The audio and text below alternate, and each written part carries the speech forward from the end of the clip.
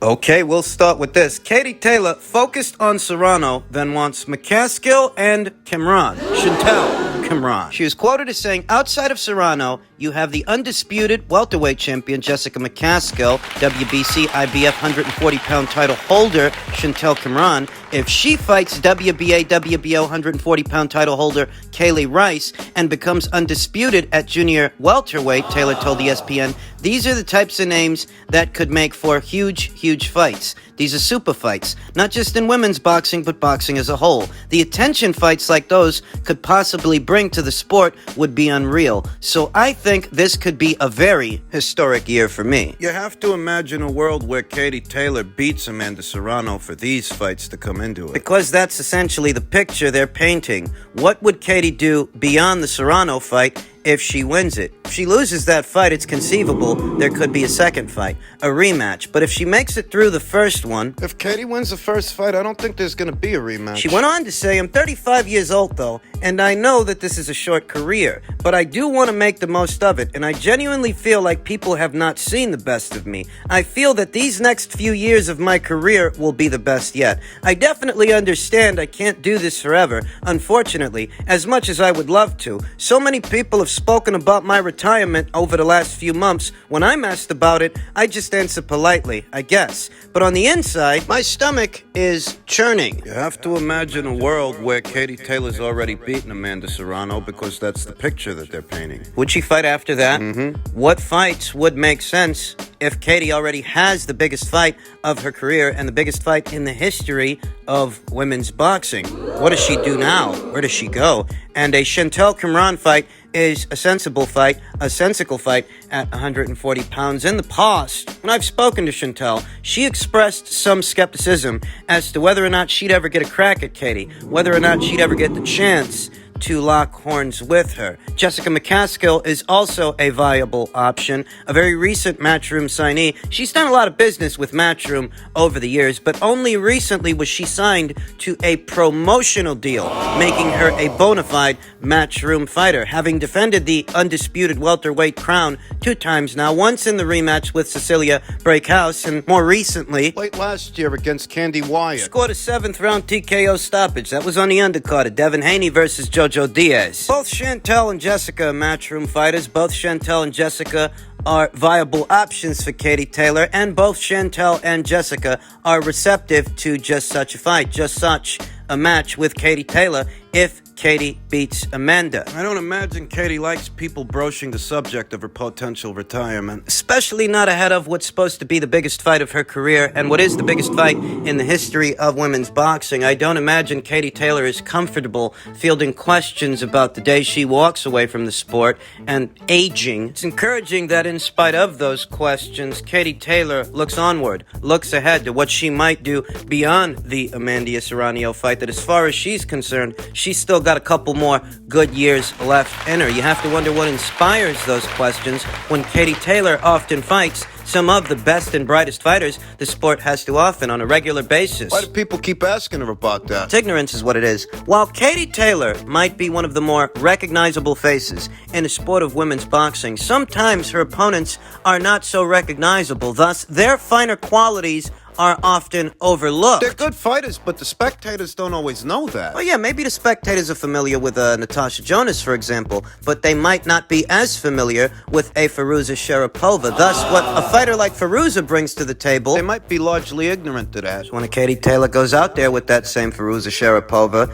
and she looks less than perfect, perhaps she struggles in some areas, you see that Firuza is having some success, mild success of her own against Katie Taylor. These individuals that were not familiar with a Firuza Sharapova ahead of that fight might be telling themselves that Katie's on the slide, that Katie's in decline, not realizing the reason that she looks less than perfect, looks a little bit human, is because Firuza's a good fighter. And it's that much harder to look good against good fighters. You know, these ain't Janie women that Katie Taylor's been fighting. It's that much harder to look good against other good fighters because they have their finer qualities as fighters. their characteristics that might offset yours. People see Katie struggle a little bit and they tell themselves that Katie's on a slide. Perhaps she is to some degree. None of us are getting any younger, though I think it has more to do with who she's fighting and the fact that most of these people, they're ignorant to some of Katie's opponents' finer qualities. Firuza Sharapova was never going to be an easy fight for Katie. You were expecting that she's going to punch her head clean off her shoulders? It's not that age doesn't have a role to play, it does, but I think age is being overstated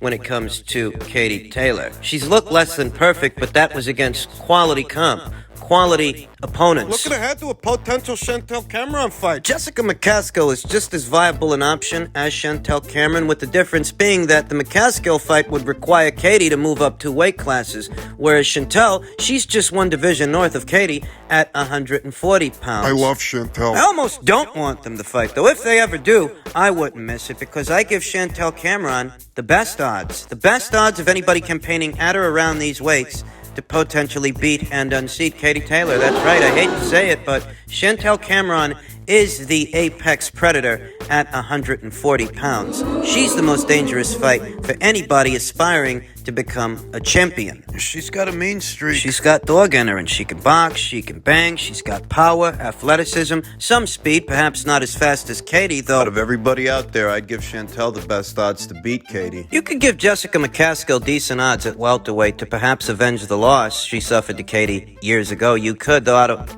everybody that's out there, I'd give Chantelle the best odds. She's a complete fighter. She can be the aggressor, she can be the defender. She's 5 years younger than Katie, and she can punch. Good amateur background, great professional record. Mean-spirited and a spiteful puncher that can box and bang. You ask me who I think stands the best chance of beating Katie Taylor in the near future, I think it's Chantelle. In other news, SJM Boxing posted this tweet by way of their Twitter account. It reads, Saturday night, the Albanian King will be watching you. The Albanian King being Florian Marku, who has effectively crossed over from the Matchroom DAZN side of things over to Sky Sports and Boxer. He is officially fighting henceforth on Sky Sports. And, you know, he is in the running for that fight. I'd say he is. Because the winner of this fight between Amir Khan and Kell Brook will be in a pole position to get big cash to take on an unbeaten up-and-comer. An unbeaten up-and-comer like Florian Marku. An unbeaten up-and-comer like Conor Benn on the Matchroom DAZN side of things. Whether it's Amir Khan that emerges the victor or Kell Brook, whoever it is. Their career's not over. Oh, it's definitely nearing the end for the both of them, for both Amir Khan and Kell Brook, but there's at least one more payday, maybe 2, beyond this fight, beyond this weekend's grudge match. There are 2 stories here, 2 primarily, maybe 3. One is the winner of the fight, not much is obvious, but there's also what the winner of the fight does after that. Do they decide to fight Florian Marku right there on Sky Sports Box Office? That's airing this weekend's contest. Do they fight him beyond this fight, or do they fight Conor Benn? Tony Bellew seems to think that 25-year-old Conor Benn's top priority lies elsewhere, not with the winner of Amir Khan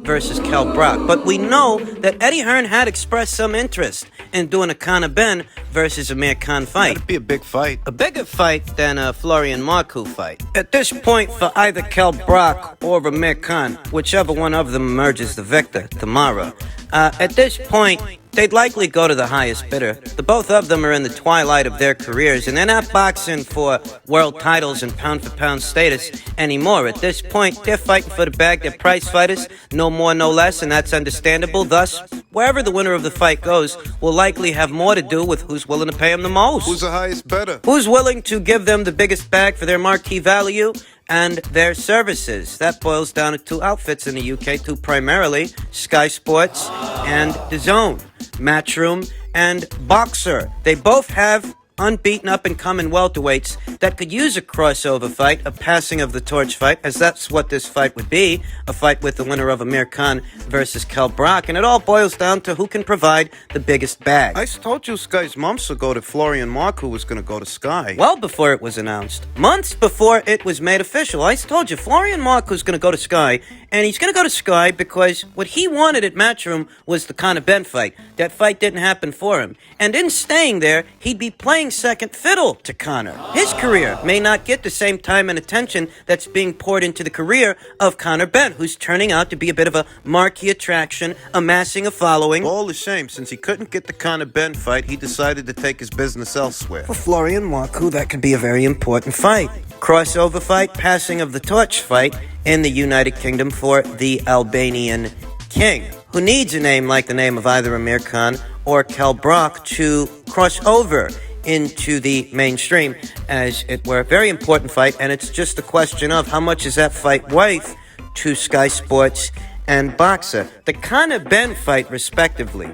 would be a much bigger fight for the winner of Khan versus Brook than the Florian Marku fight would be. So that would require the winner of the fight to start working with Eddie again. I think there were hard feelings there. I think there are between Eddie and those boys. I vaguely recall hearing Eddie Hines saying something along the lines of he's not going to stay up to watch that fight. I don't actually believe him, by the way, but I think that denotes the hard feelings that I'm talking about. It's better? You know, Eddie said that both guys are finished. They're both shot to bits. Something along those lines. And I think that accents the hard feelings that I'm talking about. Better still, whoever wins that fight would be a great candidate for Conor Benn's next big matchup, his next big fight. We know he's en route to take on South Africa's Chris Van Heerden. A fight with the winner of Khan versus Brook would be a lot bigger than that fight. Oh yeah, Eddie Hearn might all of a sudden decided to poo-poo on that fight, poo-poo on tomorrow night's grudge match. All of a sudden, he might. But once a winner emerges, I think he'll look to book a fight between that winner and his boy, Conor Benn. Big passing of the torch fight and the United Kingdom worth a lot of money. Stop being childish here, all right? And finally, Gervonta Davis' trainer is eager for Lomachenko showdown. We waiting on that fight. Yeah, right. We're waiting on that fight, you know what I'm saying? Calvin Ford told Ellie Seckback of VS News. We waiting on that fight. Like I said, it's going to be a chess match. It's going to be a chess match. Did he not get the memo from Floyd that they're keeping everything in-house? Calvin Ford forgetting that Davis-Lomachenko is still a top-ranked fighter. Top-ranked that they don't do all that much business with to begin with. Is Calvin Ford not clued in on what's going on in the world of boxing in spite of being Gervonta Davis' trainer? Because it's either he doesn't know or he's being disingenuous, because he does know and he doesn't actually expect to get that fight. He's not actually waiting on it. No one in Gervonta Davis' camp is waiting on it. I don't think any of the fight fans are waiting on it either. Gave up on that dream. Me and Floyd, we actually talked about it. Davis said in 2019, referring to the Lomachenko fight. Even me and Al talked about it, you know. But it's about making it at the right time. You mean it's about aging Davis-Lomachenko out so you stand a better chance of beating him? Is that what you mean?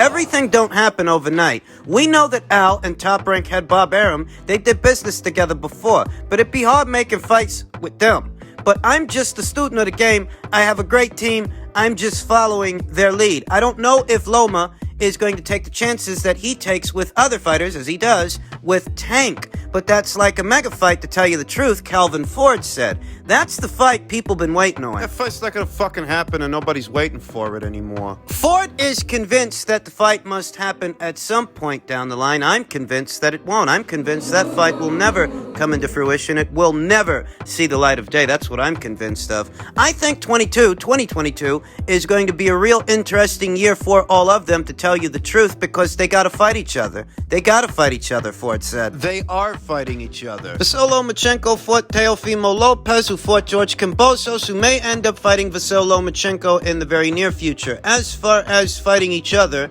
they are fighting each other. It's Gervonta Davis that is the odd man out. It's Gervonta Davis that wasn't even a part of that negotiation situation between George Kambosos, Devin Haney, and Davis-Lomachenko. I told you from the get-go, I told you from the moment George Kambosos Jr. won those belts that Gervonta Davis... He's not even in the running. Calvin Ford says they've got to fight each other. They've got to fight each other. Doesn't he understand that they've been fighting each other? Joseph Diaz fought Gary Russell Jr., who fought Davis-Lomachenko, who fought Jorge Linares, who fought Devin Haney, who fought Jojo Diaz, who fought Javier Fortuna. These boys have been fighting from 130 to 135. The fights have been happening. It's just that Gervonta Davis has not been a part of those fights. He's not part of that action. It's not that they have to fight each other. They are fighting each other. Gervonta's the odd man out, and he will continue to be the odd man out because we all know what Floyd Mayweather Jr. said. They're keeping everything in-house, and it seems that Calvin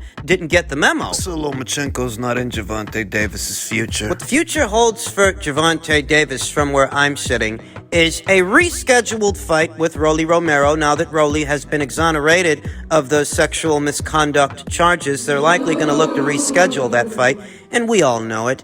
And beyond that, should Gervonta Davis make it through Rolly Romero, he'll likely have a rematch with Isaac Cruz, who's supposed to be boxing the very faded Husk. Fight Gamboa on the undercard of Spence versus you guys. It's not a coincidence that a story like this is being published with these quotes in reference to Davis-Lomachenko at a time when Davis-Lomachenko is making headlines, emerging as the front runner to box George Kambosos Jr. next in Australia for George's alphabet titles. It's not a coincidence that we're hearing this now from Team Davis. It's promotion by way of name association. They got no intention of doing that fight, but because Davis-Lomachenko's in the headlines, because there are stories about him being published, they want to ride that wave. That's what they've been doing for years. Ain't no stories out there about Davis except this one. No stories about Davis. No stories about Davis's next fight, even though we all know his next fight is likely going to be Rolly Romero when that gets rescheduled. And that's not going to create any buzz, generate any excitement. It's what we're all expecting, that kind of